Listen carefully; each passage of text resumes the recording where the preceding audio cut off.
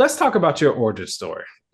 How did you begin? Like, where did you wake up when you were 12 years old, wanting to be a bookkeeper? Did you think about checks and balances in college? Like, how did this come to be? That's so funny. Not at all. I actually fell into the industry. So, one of my first jobs that I had, I was actually a graphic designer back in 2000.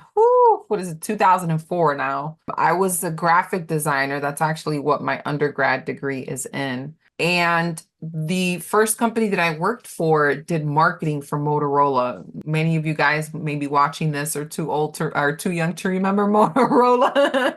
But Motorola was big and hot back then, right? They made the flip phones, they made all these cool phones, right? And they also sold phones to like policemen, firemen, and all these, different types of industries. So we created the catalogs for them. And in that first job that I had, the woman who owned the business, she trusted me with all of the finances of the business. So I was a combination of the marketing manager, but I was also the bookkeeper.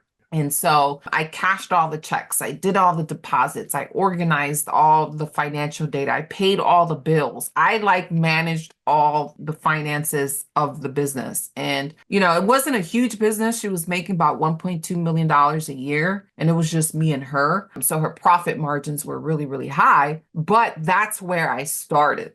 And then what happened was in 2008, when the economy crashed, Vistaprint started coming out and all these, different types of companies that were starting to take over like marketing and, being able to spend $100 and get a business card. That was like typical. It was hard to get into the graphic design industry because these companies were starting to come out and doing them at a fraction of the cost. So when I got laid off from that job, I started getting a lot of inquiries from a lot of temp agencies asking me to do accounting work because of my experience with the billing and the payables and all that stuff. And I said, you know what? It never bothered me, this type of work.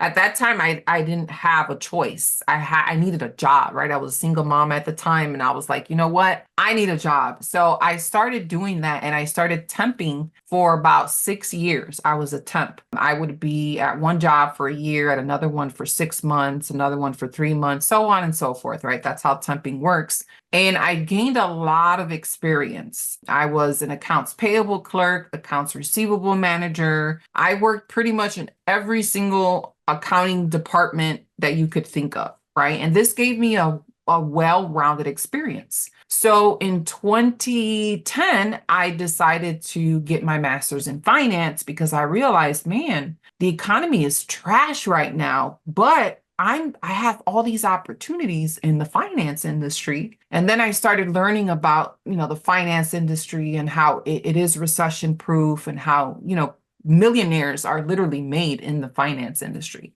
So fell in love with the industry and got my master's in finance, ended up with a billing management position that I had for a couple of years. And then my last position, I was an assistant to the CFO. And yeah, I gained all of this experience. So by the time I started my business, I had a wealth of knowledge when it came to finance. So ended up in the industry.